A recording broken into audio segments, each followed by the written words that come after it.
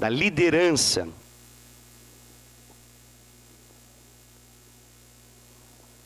E eu, obviamente, quando falo liderança, não estou apenas me limitando à liderança de célula. Aquilo que eu vou falar envolve a liderança como um todo, em qualquer área da vida, em qualquer atividade humana, em qualquer esfera de influência. Estou falando a respeito da liderança. Eu quero falar da forma mais breve possível, quero falar com você a respeito de 4 fundamentos da liderança, ok? 4 fundamentos da liderança. Quais são esses 4 fundamentos da liderança que eu quero me deter nessa noite, nessa explicação aqui, nessa mensagem para você? Eu quero falar a respeito, o primeiro deles é a respeito de propósito e chamado, ok? Propósito e chamado. Quero falar a respeito de capacitação. Quero falar a respeito de influência. E eu quero falar a respeito de compaixão, ok? Então, vamos de novo, nós vamos falar a respeito de 4 fundamentos aqui nessa noite. Esse Tadel vai falar ao seu coração a respeito de 4 fundamentos sobre liderança. O primeiro deles é propósito e chamado. O segundo deles é capacitação. O terceiro deles é influência. E o quarto e último é compaixão. Esses 4 elementos, queridos, esses 4 elementos são essenciais no desempenho sadio e eficiente da liderança. Ok? Esses 4 fundamentos que eu falei: propósito e chamado, capacitação, influência e compaixão, eles são fundamentos, são essenciais para que nós possamos de fato ter uma liderança segundo a vontade de Deus. Eu acredito que, na verdade, a base da liderança, ela passa muito pela nossa intencionalidade, ou seja, a intenção nossa, ela é fundamental nesse processo da liderança. Com isso estou dizendo que para você ser um líder, é importante que você possa entender que para crescer a sua liderança, e eu acredito muito na capacidade que nós temos de desenvolver a nossa liderança, ou seja, avançar na nossa liderança, crescer na nossa capacidade de liderar, isso passa muito pela nossa intenção. Ok? Então a nossa intencionalidade, a nossa intenção, ela vai ser determinante para que a gente possa crescer em relação a isso. Eu falei que o primeiro deles era propósito. Quero que você entenda isso, isso é muito importante. Se você não tem um propósito, se você não tem propósito, a sua missão, ela acaba perdendo a direção. Tudo que não tem propósito acaba por perder a direção. Olha aí, está aparecendo aí, muito obrigado. Então, temos os 4 temas. Quando você não tem propósito, querido, obviamente, em algum momento da caminhada, dentro daquele processo de exercer a liderança, quando você perde ou quando não está claro o propósito, a sua missão, a prática daquilo que você faz vai acabar perdendo a direção. Você não vai alcançar. Se você não tem uma clareza e uma certeza de chamado, você vai acabar perdendo a dimensão daquilo que Deus pode fazer. Quando você não tem uma clareza em relação ao chamado de Deus para aquilo que você faz, então a sua missão e o desempenho dela vai fazer com que você perca a referência do que Deus pode fazer, pelo simples fato que você não tem chamado. Então perceba que sem propósito e sem chamado, é igual dizer que se está sem direção e sem dimensão divina. Dá igual.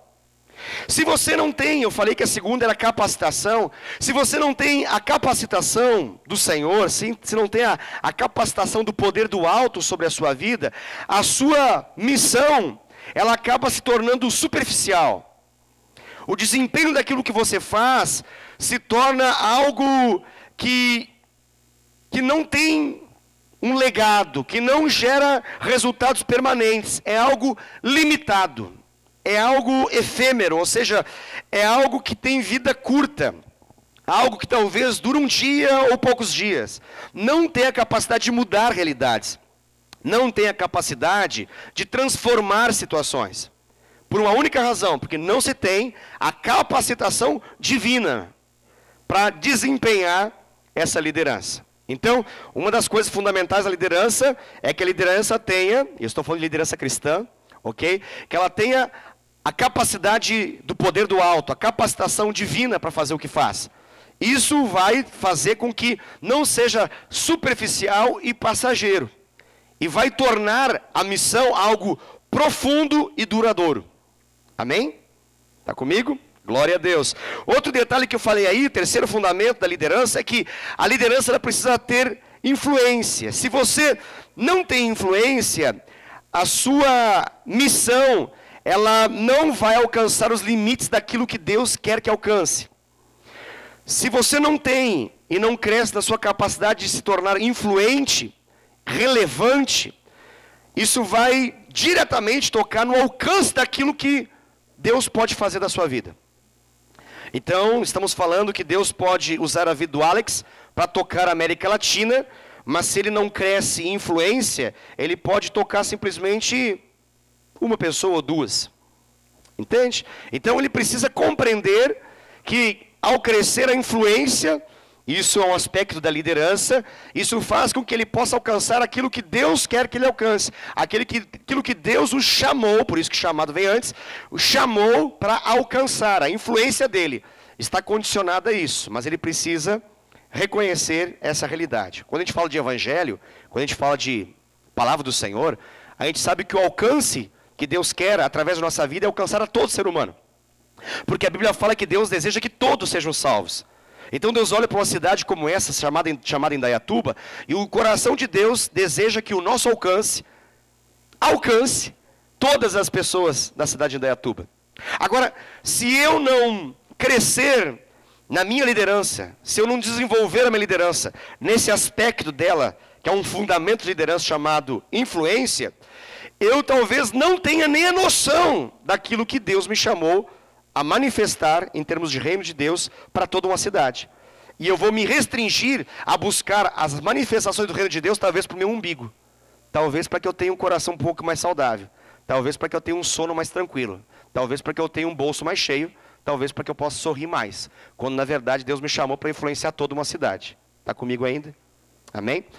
Outro aspecto que eu falei que era o último ali, eu falei que a compaixão é fundamental como uma essência da liderança, porque sem a compaixão, a nossa missão, ela se torna mecânica, técnica e religiosa.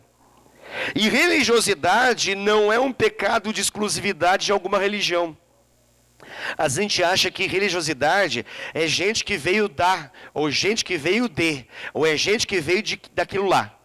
E a gente começa a dar os nomes aos bois, da onde veio, e por que é religioso. E a gente acha que religiosidade é um pecado exclusivo para a gente que vem daquele lugar ou daquele outro lugar. Não. A religiosidade, ela é um reflexo da falta da compaixão. Porque a compaixão, ela quebra essa religiosidade.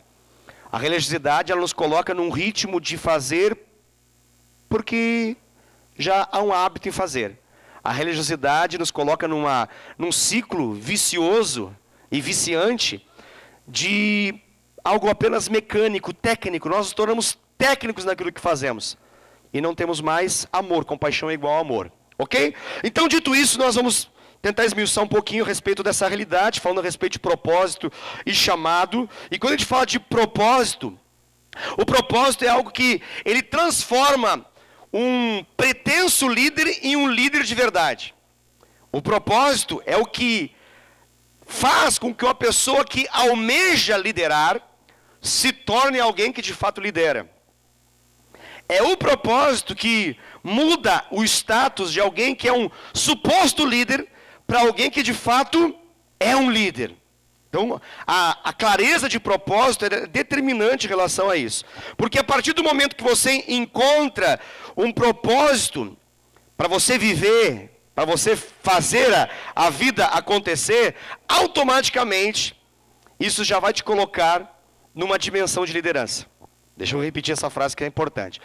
Quando você descobre o propósito pelo qual você está vivo, automaticamente você vai ter que em algum momento passar a levar a sério essas palavras que nós falamos aqui no Tadel. No exato momento que você tem uma revelação do propósito da sua existência, aí você não é apenas um frequentador de culto e celebração.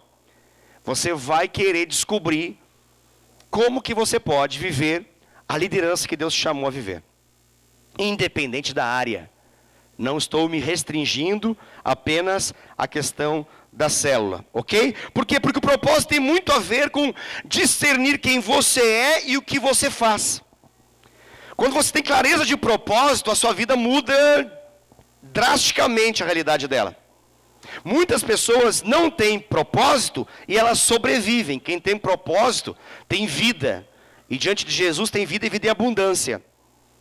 Uma das características de gente que está para morrer é a falta de propósito. Uma das características de gente que tem muita vida para viver é clareza de propósito. Propósito, ele determina para você, traz uma clareza, você acorda certo de quem você é e o que você tem que fazer. Porque você tem um propósito. Você tem um propósito. E esse propósito, ele te gera uma meta, te gera algo que faz você sair da cama. Se você não tem isso, você vai ficar mais na cama. Talvez você fique o dia inteiro na cama. Porque a falta de propósito, ela te joga num processo de tristeza, de depressão e de morte. A clareza de propósito, ela te arranca de toda a paralisia e faz você viver aquilo que está claro e revelado para você. Então, esse tema ele é muito importante porque, às vezes, na nossa caminhada acontece de alguém perder o quê? As pessoas falam, eu não sei, parece que eu perdi o propósito. Parece que eu perdi o propósito. Então, essas pessoas precisam urgentemente de um milagre, porque ao perder o propósito, o que elas perdem também? A intencionalidade. Quando elas perdem o propósito, elas perdem a intenção de fazer as coisas. Elas não têm vontade de fazer mais. Porque elas perderam o propósito. Não está associado uma coisa a outra? Ah, por que você não foi? Ah, não estou mais com vontade. Mas por quê? Ah, não sei, parece que eu não sei mais por que ir lá. Eu não sei mais por que fazer aquilo lá. Eu não sei mais por que estou nessa prática. Eu perdi o propósito. Para você entender o quanto que o propósito ele é vital. Ele é vital para que a gente possa ser e fazer alguma coisa. Então a verdade é que quem não está abraçado com o propósito, quem não está grudado no seu propósito, essa pessoa pode até ser um líder. Grave essa informação. Ele pode ter a função de um líder. Mas quem não está abraçado, grudado no propósito, ele pode até ser um líder, ele é legal. Ele pode ser um líder, gente boa. Alguém até pode passar e falar, mas ele é um abençoado. Ah, ele é um abençoado. Ele pode ter até considerado como alguém abençoado. Pode ser até alguém divertido. Nossa, ele é divertido. Mas um líder sem estar abraçado ao propósito, o que ele faz não vai ser relevante. Não vai ter eficácia. Porque o que faz um líder ser um líder de verdade, ou seja, ser alguém que funciona, alguém que é relevante, alguém que tem resultado na sua vida, é uma coisa chamada certeza de propósito. Grave isso, certeza de propósito. Mas eu falei do chamado também, né? O chamado vai além do propósito. Uou. O chamado, eu falei que são duas coisas numa mesma realidade só, fundamento só. O chamado ele vai além do propósito. Por quê? Porque o chamado é aquilo que te conecta com o céu. O chamado é aquilo que te conecta com o sobrenatural. Amém, irmãos? O chamado é aquilo que te conecta com o céu. O chamado, que está dentro dessa realidade, de compreender o propósito, agora estou falando de chamado, chamado em relação a Deus. Ele te conecta com o sobrenatural do Senhor. O chamado, ele garante para você como que um selo na sua vida, uma chancela dos céus. Você passa a viver ciente, sabendo que você tem uma confirmação de que é do próprio Deus esse negócio. E quando a coisa é do próprio Deus, é diferente de ser do homem. Quando o propósito que me move não é apenas um propósito meramente humano, limitado e passageiro, mas é um propósito que tem a chancela de Deus, então envolve isso um chamado. E o chamado é diferente. O chamado ele vai além. E isso precisa acontecer mais cedo ou mais tarde na vida de todo homem ou mulher de Deus. Repito isso, é indispensável que você tenha, gerado pelos céus, por Deus, uma certeza do chamado. É indispensável, é fundamental. Ou seja, pode passar mais tempo, pode passar menos tempo, mas na sua vida, você vai precisar em algum momento que haja uma certeza de chamado para fazer o que você faz. Está comigo? Por que isso, pastor? Por que isso, pastor? Por que isso, Denis? Por que isso?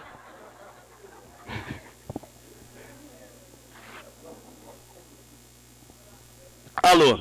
Aí, ó. Porque é para voltar a funcionar, aleluia. Porque o microfone tem um propósito a cumprir. Amém? Aleluia. Deus é bom. Para cumprir o seu propósito. Ó. Ele nasceu para fazer o que ele está fazendo agora. Ó. Ele só serve para isso. Se ele não fizer isso, não serve para nada. Esse é o propósito do microfone. Ok? Esse é o propósito. Esse propósito é fundamental. E aqui esse microfone ainda tem um chamado nele, porque ele é de Deus. Esse microfone aqui, ele tem uma consagração nele. Se ele não funciona, ele não apenas não cumpre de fazer com que a voz daquele que fala seja amplificada, mas ele deixa de fazer com que aqueles que poderiam ouvir, ouçam e creiam. Então ele é fundamental nesse processo, o microfone, aleluia. Então o chamado, ele determina algumas coisas, ele determina o nosso destino. O chamado determina as nossas escolhas. Olha que louco isso. Você que é líder, olha para mim um pouquinho. Você já abriu o guarda-roupa e você ia pegar uma roupa e aquilo que você pegou ou não pegou foi em função do chamado de Deus na sua vida? Já te aconteceu esse negócio, sim ou não? De você usar o que você vai usar e pensar, não, mas isso não, isso não. Então, isso sim. Por causa do quê? Por causa do chamado de Deus na sua vida. Até no guarda-roupa, no guarda-roupa, irmãos, aleluia. Que coisa linda, maravilhosa, espetacular. Comprar ou não comprar, ir ou não ir, participar ou não participar, se envolver ou não se envolver. As escolhas do dia a dia passam a ser determinadas por quem? Por uma convicção, por uma certeza de um chamado. O chamado vai além do propósito, por quê? Porque ele sela o seu destino na terra. Isso é maravilhoso. Eu estou selado. Eu tenho um destino na terra. Não tenho outro. Olha que loucura. Não tenho outra coisa para fazer na vida. Eu tenho um destino na terra. Isso faz o quê? Isso dissolve as minhas dúvidas, porque o pastor que vos fala é um cara que tem certeza de chamado. Olha que coisa maravilhosa. Eu não tenho dúvida de fazer o que eu estou fazendo. Eu nasci para fazer isso. Fui chamado por Deus para fazer isso. Vou viver a vida fazendo isso. Fui jovem, agora estou menos jovem. Um dia serei velho. E continuarei a fazer isso. Com cabelo, sem cabelo, com mais gordura ou menos gordura, não sei. Tomara que menos. Mas farei isso. Por quê? Porque não há dúvidas. Ele cessa as dúvidas. A certeza do chamado dissolve as dúvidas. Outra coisa, ele acaba com essas crises existenciais. Você quer acabar com crise existencial? Tenha certeza de um chamado. Que coisa maravilhosa você ter certeza de um chamado, porque você nunca mais vai ter aquelas crises de eu não sei quem eu sou, eu não sei porque eu estou aqui, eu não sei porque eu estou nessa. Não, você tem certeza. Quando você tem um chamado, você tem um fogo que queima no seu coração. E o que queima no seu coração é a convicção do chamado de Deus na sua vida. Isso é coisa maravilhosa. Então você aprende dentro do chamado aquilo que você é em Deus. Isso é maravilhoso. Uma das coisas que o chamado se encarrega de fazer na nossa vida é nos fazer conhecer aquilo que nós somos em Deus. Crentes aprendem a conhecer quem Deus é. Os chamados passam a saber quem eles são em Deus.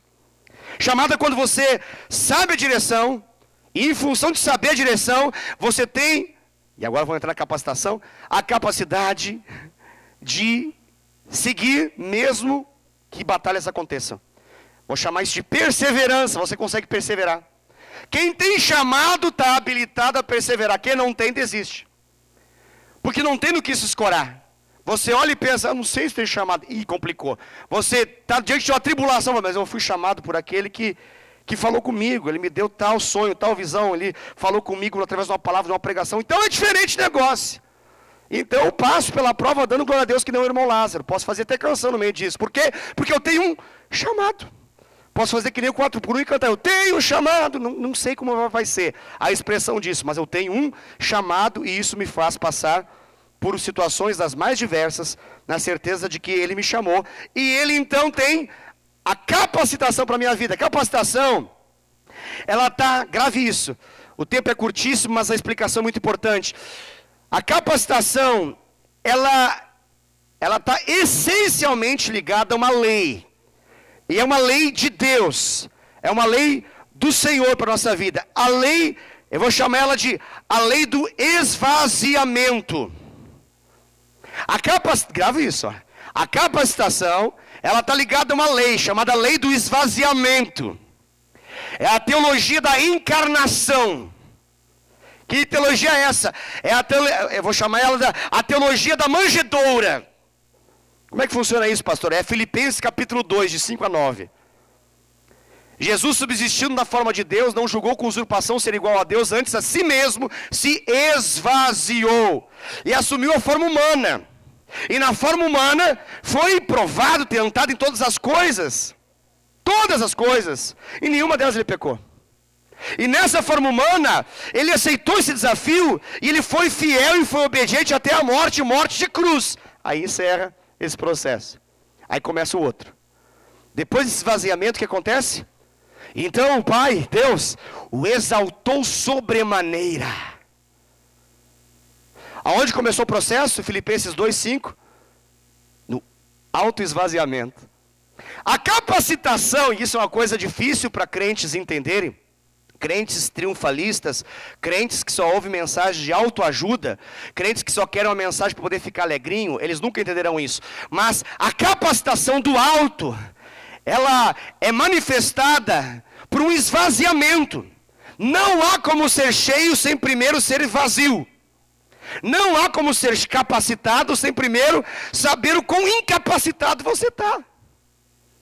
E quando eu me sinto chamado, eu entro no processo de mais incapacitação ainda. Meu Deus do céu. Deixa eu tentar entender que está difícil. É justamente assim o negócio. É aqui, ó. Você foi chamado por Deus, aí você tem. Aí você fala, agora vai. Bora. Agora vai. Porque eu tenho, eu estou tranquilo. Eu estou satisfeito, estou de boa. Gideão foi chamado por Deus. Beleza, Deus chamou. Ele olha para lá, tranquilo, tenho 32 mil. Deus fala, é muito. Muita coisa. Tem que esvaziar. Sabe o final dessa história? 300. De 32 mil foi para 300. Tem como? Quando chegou no nível assim, agora não tem como. Ele falou, então agora eu te capacito. Agora é comigo o negócio. Esse processo de capacitação divina é o processo da vasilha vazia da mulher. Diante do milagre com o profeta. O profeta deu uma palavra e falou assim, é o seguinte. Traga vasilhas vazias. E muitas, e muitas, e muitas. Esse muitas é de acordo com a fé daquilo que ela quer ouvir. Se ela tiver fé suficiente, é 3 vezes. Talvez seja 4, 5, 100. É do tamanho da fé. Porque o tamanho do esvaziamento vai ser o tamanho da abundância. Então o que acontece? Ela vai, ela bate nas vizinhas e pede vasilhas vazias, vasilhas vazias, vasilhas vazias. É bom de falar, quase um trava-línguas. Vazias vazias, vazias vazias, vasilhas vazias. Né? Quase falo em línguas quando termina esse negócio. O que aconteceu? Diz a Bíblia que ela pegava a vasilha vazia. E aí o que acontecia? Deus enchia. Então ela botava para o lado. Ela pegava outra vasilha vazia e Deus enchia. Ela botava para o lado. Chega um momento que acabou o quê? Acabou as vazias. Acabou também o enchimento. Quando acabam as vazias, termina o enchimento. Deu para entender? A capacitação sobrenatural de Deus, ela funciona justamente assim. Só que muitos não entendem, porque falam assim, chamado, glória a Deus. Então você apresenta e fala assim, meu currículo é esse. Eu sei cantar, pregar, sei fazer isso, sei fazer um monte de coisa. Esse é o meu currículo. Quanto mais você chega com tudo que você tem, Deus fala, vai demorar mais o processo na minha mão, hein? Porque o processo bíblico é você, foi chamado, meu Deus do céu, eu não tenho nada. Ele fala, calma, que até o que tem vai ser tirado ainda. Até o que tem vai ser tirado. Por quê? Porque é o processo cristológico. É o processo de Cristo. Entenda, o Rei da Glória se permitiu ser uma célula ovo dentro do ventre de uma mulher chamada Maria, que era virgem. Se permitiu crescer da célula ovo, virar bilhões de células e se tornar um bebê. Se permitiu nascer não num palácio real, mas dentro de uma manjedoura junto aos animais fedorentos. Se permitiu crescer sendo ensinado por uma mulher. E aí você pensa, agora vai. Não. Dali, do seu nascimento até a sua morte na cruz, foi um processo de autoesvaziamento. Diz a Bíblia em Filipenses 2. Ele humilhou-se a si mesmo. Isso é uma redundância em português, mas é uma explicação para você entender. Ele se anulou mais,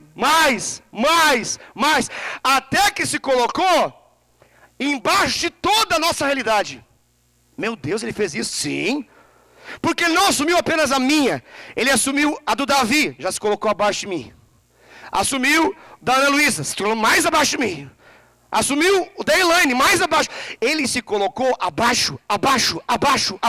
Ele se esvaziou, até ficar numa condição abaixo da nossa injustiça, da nossa impunidade, do nosso pecado, da nossa corrupção. Quando ele estava lá e morreu, Filipenses 2:9 para frente fala: então o Pai o exaltou. A Bíblia fala: aquele que se exalta é humilhado. Mas o que se humilha. Não é o que é humilhado, porque você pode ser humilhado uma vida inteira e continuar orgulhoso e arrogante. Mas aquele que se humilha será exaltado. Tem gente que vai ser humilhado a vida inteira e nunca vai mudar, porque escolheu não mudar. Ao invés de fazer o processo cristológico de Filipenses 2, faz qualquer outro aí, menos o bíblico. Nunca vai ser capacitado pelos céus. Vai viver uma vida para si mesmo. A capacitação de Deus é por meio desse processo. Creia você ou não, é assim que é para todo aquele que é chamado por Deus. Amém? Isso vai determinar a nossa influência. A nossa influência, e é importante não confundir influência com poder, porque poder é outra realidade. Influência é o que eu estou falando aqui em termos de alcance. A influência, querido, ela está ligada a um negócio que aí é muito forte, que chama-se história da vida da pessoa. A gente pode chamar isso de testemunho, mas eu vou chamar de história. A história. A influência está ligada à história. E muitas pessoas querem pular essa realidade. Elas querem ser influentes sem ter história. Elas querem ser influentes sem ter história. Você já percebeu? Pega um filme que você viu e gostou muito. Por que você gostou desse filme? Porque tinha o quê? Tinha uma história. Nossa, tinha uma história lá que me fascinou, me impactou, me pegou. Tinha uma história. O que fascina a vida das pessoas em parar, ouvir, ficar atento é que tem uma história.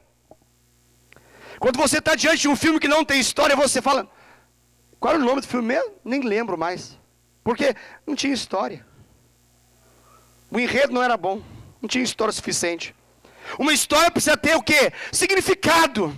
E como é que a gente entende o significado?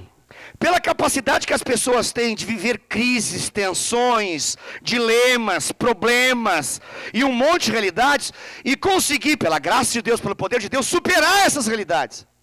Isso firma na vida da pessoa o quê? Uma história. Uma história. O testemunho que impacta, influencia, não é simplesmente a habilidade com que eu falo e as belas palavras que eu uso, mas é a história que me permite falar o que eu falo do modo como falo. Isso muda. E isso torna uma pessoa cada dia mais influente. Isso faz com que ela fique cada dia mais influente. Vou pegar um exemplo para você entender. Davi era Davi. Para Deus ele já era rei quando era uma criança. Depois que ele foi ungido lá no pasto do pai dele, depois de ter sido rejeitado, porque ele não estava na fila dentre os seus demais irmãos, porque o pai esqueceu dele. Ali ele já era rei para Deus. Quando que ele vai se transformar em rei? Depois de uma história. Tem história. A história determina a influência. Nessa história teve leão, nessa história teve urso, nessa história teve Golias. Tem gente que quer ter influência em passar por urso, leão e Golias. Acho que influência é só um título, um canudo, uma coisa que a gente ganha de alguém. Não, influência é uma resposta que eu dou assertiva a Deus nos momentos mais difíceis que eu passo. Isso me torna influente. Você conseguiu entender o que eu acabei de falar, sim ou não? A minha resposta assertiva determina o nível da minha influência.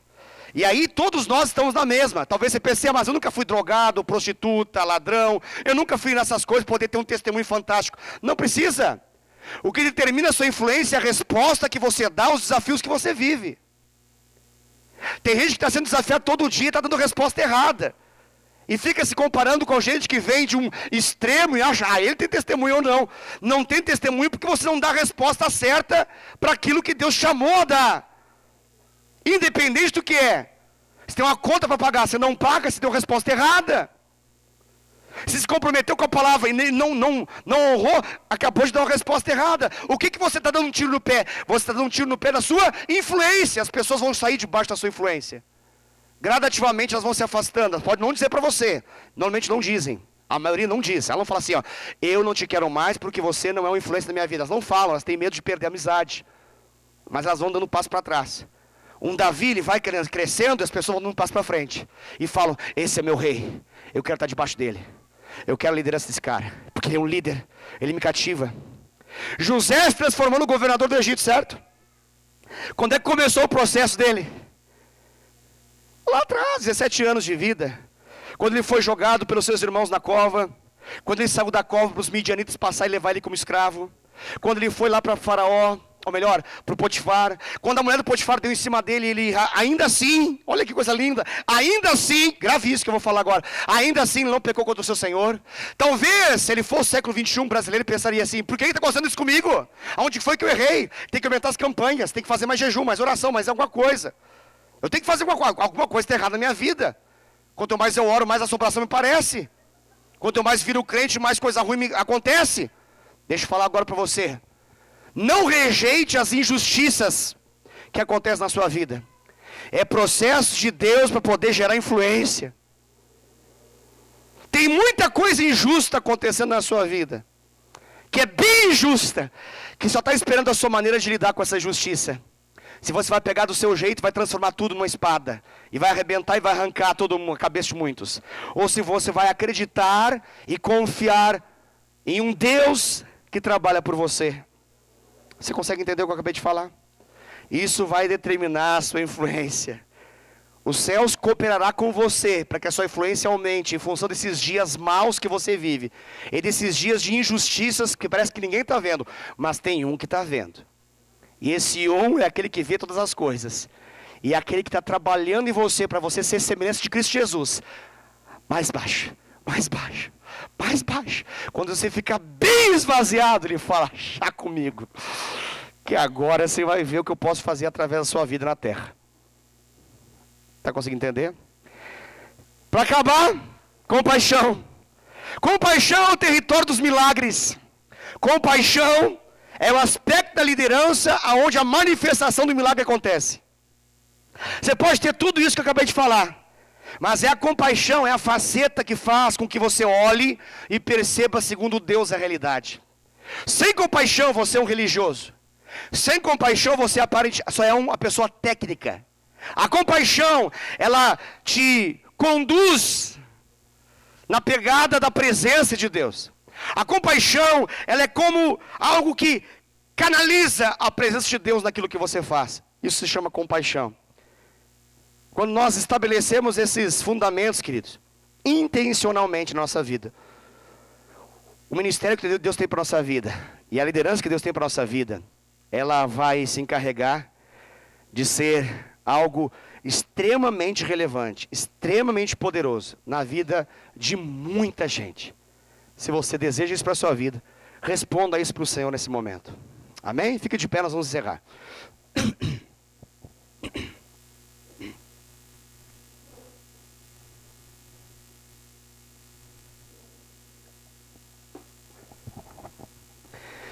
Pai, eu oro nesse momento sobre a vida de todos aqueles que foram tocados pela Tua palavra nessa hora. O Senhor falou coisas poderosas a respeito de fundamentos de liderança, Pai, na vida de homens e mulheres nesse lugar. E eu clamo, Senhor Deus, que essa palavra não seja apenas uma boa palavra de ser ouvida, mas que seja uma realidade, que seja praticada, Pai, no nome de Jesus. Traga, Senhor Deus, convicção sobre cada fundamento desses que eu falei. Convicção em relação ao propósito e ao chamado. Convicção em relação à capacitação sobrenatural do Senhor. Convicção em relação à influência. Convicção em relação à compaixão. Eu oro sobre a vida de cada homem e mulher. Esses poderosos homens e mulheres que foram chamados da sobrevivência a uma vida plena. Que foram chamados de viver para si mesmos, para poder viver as grandes obras do Senhor na terra. Traga convicção com o teu Espírito Santo, Pai, no nome de Jesus. E manifesta a tua vontade na vida de cada um aqui. Em nome de Jesus. Amém. Amém. Deus te abençoe, querido, em nome de Jesus. Não esqueça, Luciano está posicionado para poder tirar fotos. Não sai desse lugar sem tirar a sua